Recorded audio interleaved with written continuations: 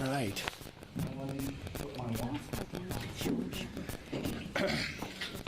Good morning. I'm Dave Hanson, City Manager, Virginia Beach. Appreciate you all being here today. We're entering our second full day following this tragic incident here in our city. Our recovery is underway. Our grieving is underway. Our assistance to our families, our victims' families, is underway. And I'm going to come back and address some of these things, but I'm going to ask my Chief of Police, Jim Severa, to come up here and give you an update. And then I'm going to come back and talk about some other things that are ongoing, give you a good thumbnail about activities that are being underway throughout the city. So, Jim, if you would, come on up. Thank you, sir. I'm going to first talk about the fact that we have an open investigation. It's in its third day. One of the pieces of the investigation will include the motive for this horrific act, and a lot of questions have been asked about the suspect's employment status. We're going to look at that to see if it had anything to do with the horrific acts and the events that he perpetrated. However, that's part of the ongoing investigation. However, I will tell you, he was not terminated, and he was not in the process of being terminated. So hopefully we're going to put that piece of this to rest, and then I can move forward with our timeline, or as best as I can reconstruct the timeline at this moment. Remember what I always say, more information will be coming, so some information that I may give today may be different or slightly different tomorrow, or I may have additional information tomorrow. But this is what we know as of this moment. Emergency Communications dispatched officers to this call at 4:08 p.m. It included police, fire, EMS, which is Emergency Medical Services, and our Virginia Beach Sheriff's Office deputies to a report of shots being fired in Building 2. Within 2 minutes, the first officers arrived on scene. Now, when I say on scene, that's outside the building. And we have to remember, this building is 4 floors. It has a basement and 3 stories. It has numerous entrances, numerous exits, and they are different because citizens cannot enter certain areas and because they are secure. There are numerous stairwells in this building. There's a basement in the building. The basement goes to a tunnel which connects to another building. So this is not like being in the confines of this sterile environment where we are right now. This is a huge building, and we had no idea where the suspect was. We had no idea what the extent of the shots being fired call really included. But they were there within 2 minutes. The other thing that I need to say is that the building was originally constructed in the early 1970s when the city had a much smaller workforce. Since that time, construction has gone on for decades. Offices have been subdivided. Entrances and exits to certain offices. It's a honeycomb. That's the best way to explain it. It's a maze where the workers are. Where the citizens come in is very well controlled. But those offices, especially the further into the building you get, becomes extremely difficult to navigate just because it's an older building and it's been reconstructed numerous times. And no, we did not have plans to the building. And we weren't in a place to be able to make those review plans. We were moving at a rapid pace. Between 4:15 and 4:18, and I have to give a little bit of time on that because officers call things in, but please remember, they're not calling things in when it's exactly happening because sometimes they have other issues to deal with, like where's the suspect, what kind of gun is he carrying, interviewing people to be able to find the suspect. There's myriad things happening at that moment in time, and it is extremely chaotic. So between 4:15 and 4:18, or 5 to 8 minutes after these officers began to enter the building, They made contact and engaged the suspect on the second floor of the building. Now, I want to pause here for a moment, because while they were in that process, other police officers were responding, and they were also making entry into the building, searching in other areas. I also have to accentuate the fact that these 4 officers did not work together. They worked in different commands. However, for years and years of training in our city, in our police agency, in the cross-training that we do with our partners in the Sheriff's Department, in our fire department, and our EMS department, we cross-train and we train together on the same tactics. So therefore, these 4 officers who came from different commands, 2 are from the Detective Bureau, which is about, I said the other day, about 100 yards, 150. We measured it. It's actually 300 yards away from door to door. They responded from the Detective Bureau. 2 other officers who were K-9 officers responded via their vehicles en route. So they came from different commands, yet they formed a rapid entry team, and they entered the building. They found the suspect on the second floor and immediately engaged in a gun battle. I've been asked on a couple of occasions how long. I can't tell you how many minutes shots are being fired. I could tell you that in the police world, anything more than 3 to 5 shots is a long gun battle. That's what was happening. I could tell you that, although I do not have the exact number of rounds that the perpetrator fired, it was well into the double digits. As the suspect was firing, he was moving.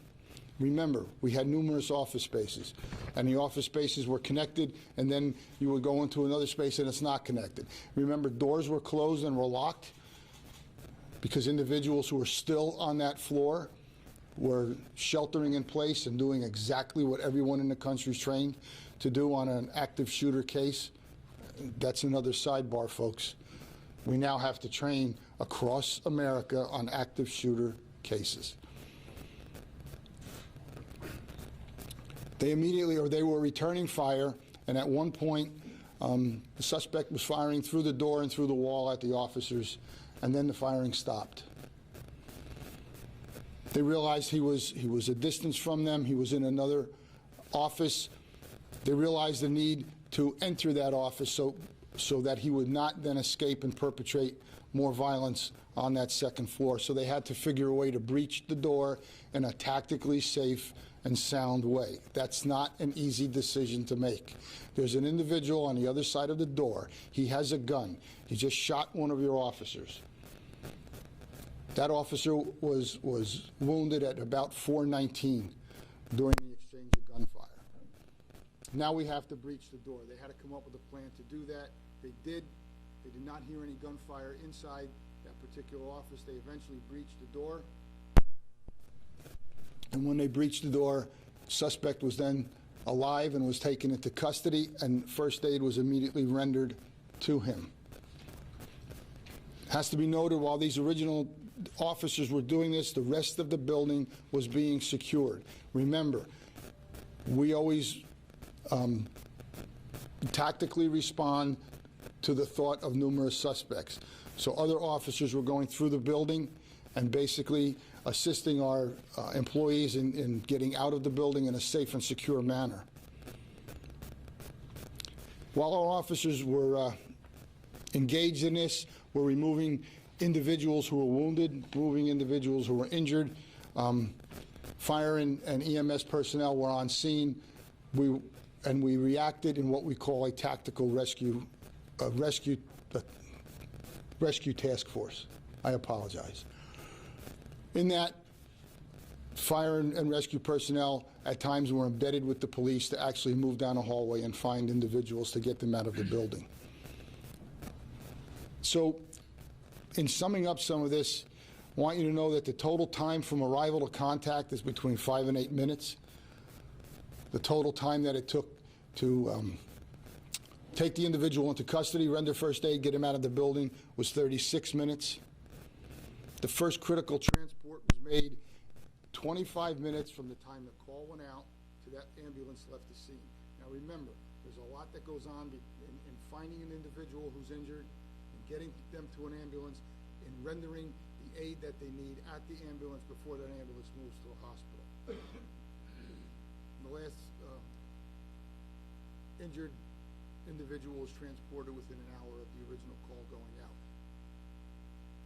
Also want to mention that during this entire time, our 911 dispatchers had command and control of the radio, which was extremely chaotic, especially with extremely busy, extremely intense, especially with a number of other city agencies responding to the scene. So that's the best timeline that I can give you right now. We've interviewed the officers. We've gone through our computer dispatch system.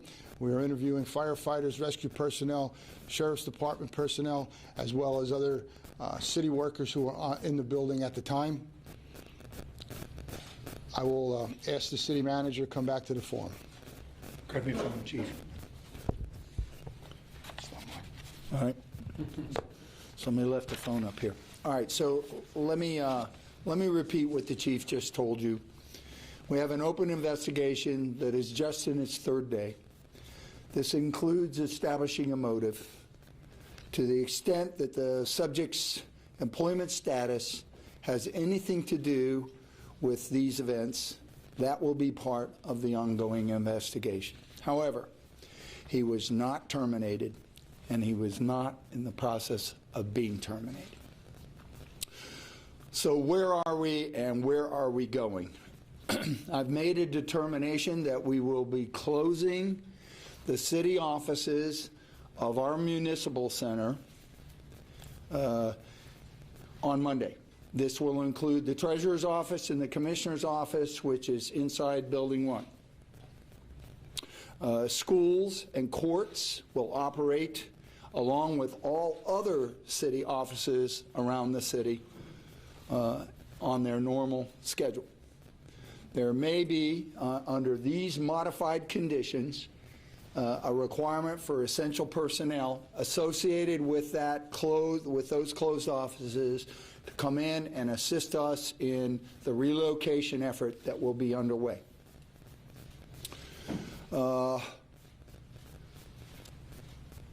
On Tuesday, we expect to open up all the municipal center city offices, to include the treasurer and the commissioner's office, except for Building 2, that will be closed until further notice. A significant amount of relocation effort, planning, and movement of office technology, files, and associated furniture necessary to relocate those functions will be underway throughout this week and into the following week, so that we can figure out a way to continue providing services to our citizens, our businesses, and our visitors.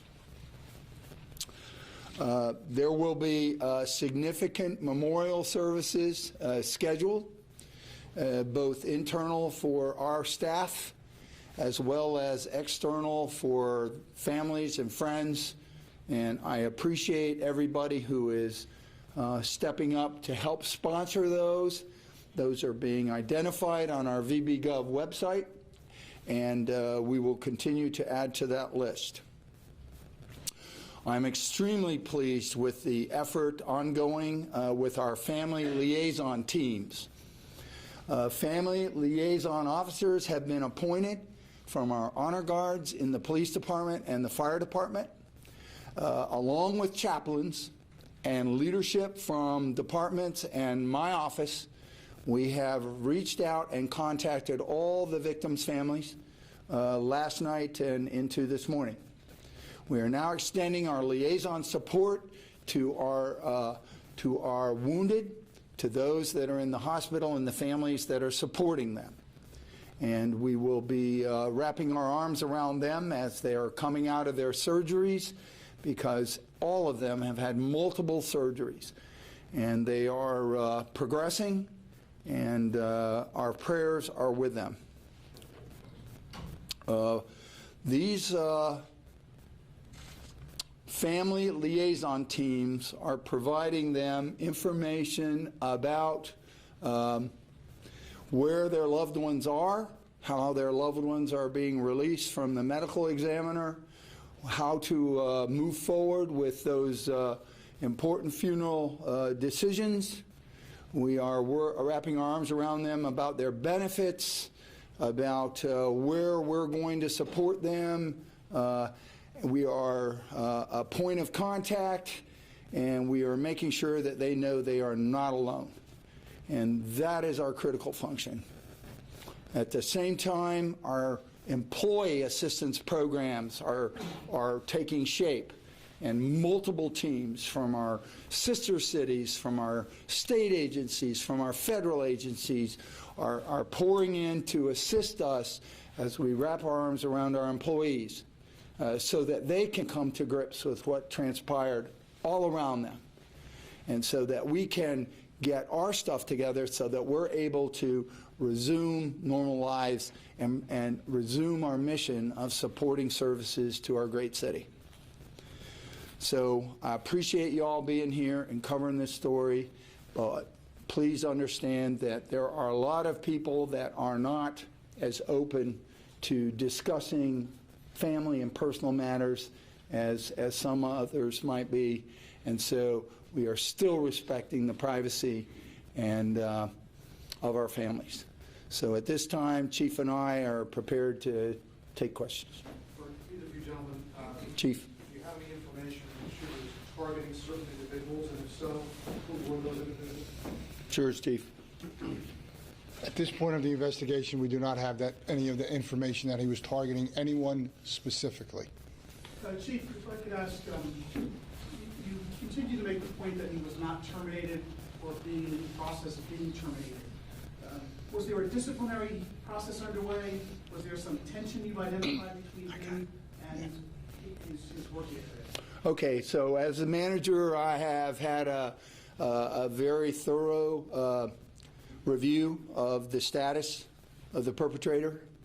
I have, to my knowledge, the perpetrator's performance was satisfactory, that he was in good standing within his department, and that there were no issues of discipline ongoing. Were any of his coworkers concerned about him? Were there any complaints made about him? Any concerns raised about his behavior recently, or anything like that? We continue to look at that.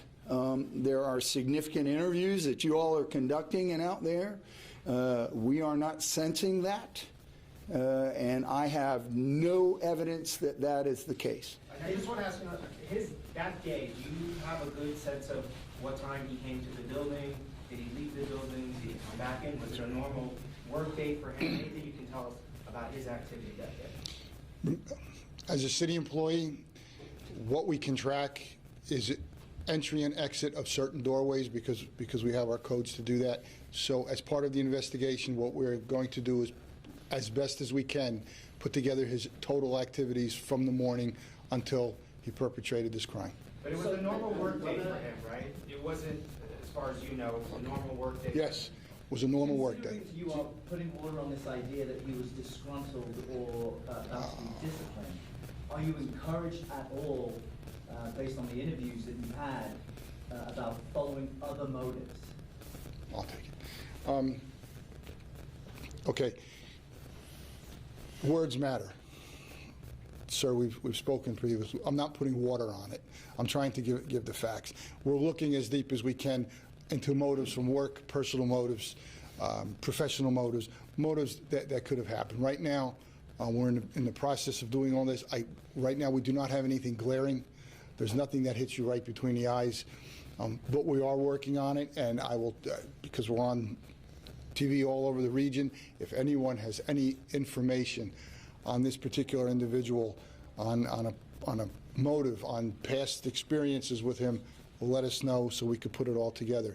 Because remember, as the manager said, we have a large workforce, and we want that large workforce to be able to come to work and feel safety. There's only so much safety and security you're going to feel immediately, but just so they know they're safe and secure in their work environment. Hold it. All right, let's one moment, sir. Let's have some semblance of order. So I'm going to finish because he probably has a follow-up, then I'll come back to you, sir. The suspect's relatives have a message posted asking for privacy. They are grieving for their own family and also the other victims. Have the suspect's family and relatives been in communication with you guys? Are they providing information as well? The investigators, our team of detectives are out interviewing everyone. So if they have not immediately been, all the family members been spoken to, they will as quick as we can get to everyone. This is a large-scale investigation. Now, sir. In your timeline, you said that the team of officers breached the office door where the suspect was shooting through. And then you say he was alive and taken into custody. Yes. What happened next? They immediately rendered first aid. They extricated him from the building, and he was transported to the hospital. And we're to assume, to understand that that's where he died. 1 second. Yes, sir. Can you But again, I want to accentuate the fact that we rendered first aid at the scene, as we always do. So you're making the point that there were efforts made to save this individual despite what he had done? Yes, sir, and I'm glad you really picked up on that, because put yourself in that position. You just took numerous rounds. One of your fellow officers was just injured, was shot. You find the individual, and then you immediately switch over to, I'm going to try and save his life, because our police officers truly believe in the sanctity of life, sir. Thank you for asking that question. Wait a minute, sir. She had her hand up first. Were any of the 4 officers that arrived on scene, did any of them have body cameras, or were there any cameras rolling at the time? They did not have body cameras. We are in the process of phasing in body cameras across the department. 2 of them would not have had body cameras because they're detectives, so they would be one of the last to get body cameras. So the answer to your question, they did not have body cams. And we do not have any access to any other video at this time in the building. One, now, sir. I'll get to you.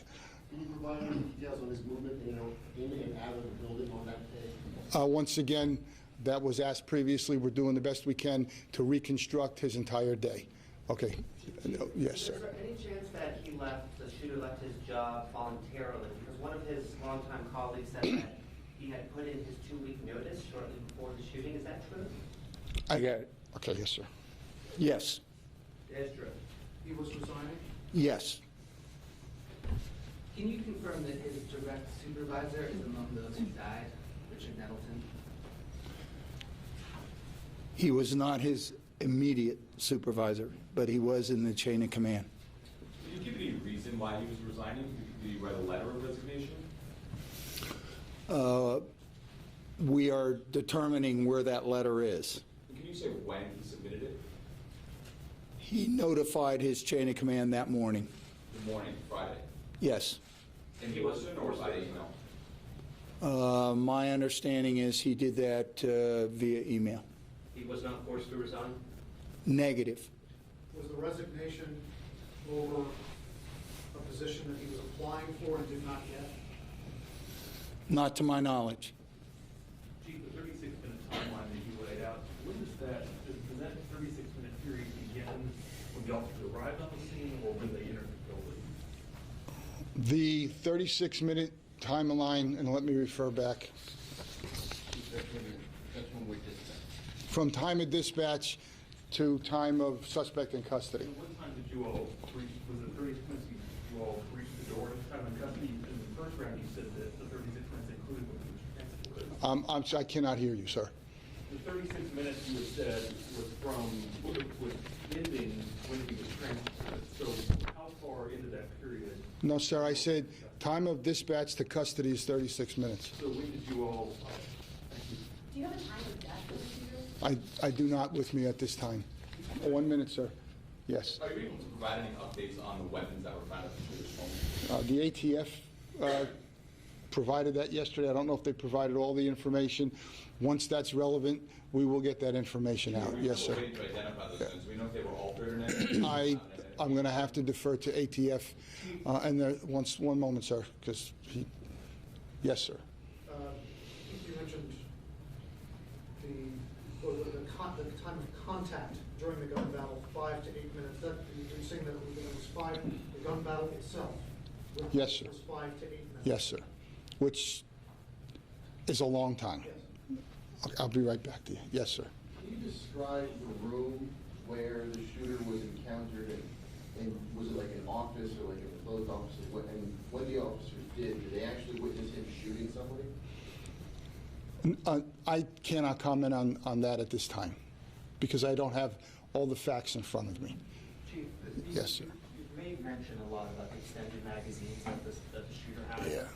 Do we know when, do you guys know when he purchased those? What does that tell you in terms of why would someone have that kind of amount?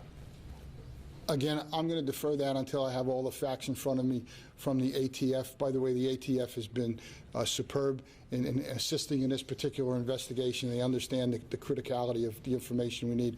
We're going to take just a few more questions. So, yes, sir. Is there any indication of a self-inflicted gunshot? I do not have that information at this time. As a matter of fact, that'll have to come from the medical examiner's office, as best as he can reconstruct. Yes, sir. Did the shot that subdued him, did it go to a door? Or did it go to a wall? I do not have that exact information. That's being pieced together by the detectives, by the evidence recovery team, and eventually through the medical examiner's office. Just to be clear, he was behind the door or a wall of an office? He was. Last question. Was there anybody in the room with the suspect at the time when officers were able to get in? I do not have any information that there were any other people in that room, and I'm going to tell you what, I'm going to take, because you had your hand up for quite some time, so I'm going to take this one as our last. I kind of have a two-part question. Well, I just wanted to figure out, first, when you guys searched his residence, did you find any letter, anything that would give you any indication for a motive? And then the second part, I wanted to ask about the officers that rendered aid. Did you give any sort of specifics as to what sort of aid they rendered, what sort of devices they used, and how long? Like, I don't know if you talked with those officers, if you could give any sort of... the first question, I'm not going to release any information as to what we found inside the home. And as far as the second one goes, I do not have specifics as to what kind of first aid they rendered. All of our officers carry tourniquets. We also have certain pieces of equipment in the police cars. I don't know, it's commonly referred to as a go bag. I don't know if they had those with them at the time, but I will certainly be able to follow up on that. All right, thank you. All right. Appreciate y'all being here today. Thanks, counsel. As always. Everyone remain back behind the wall.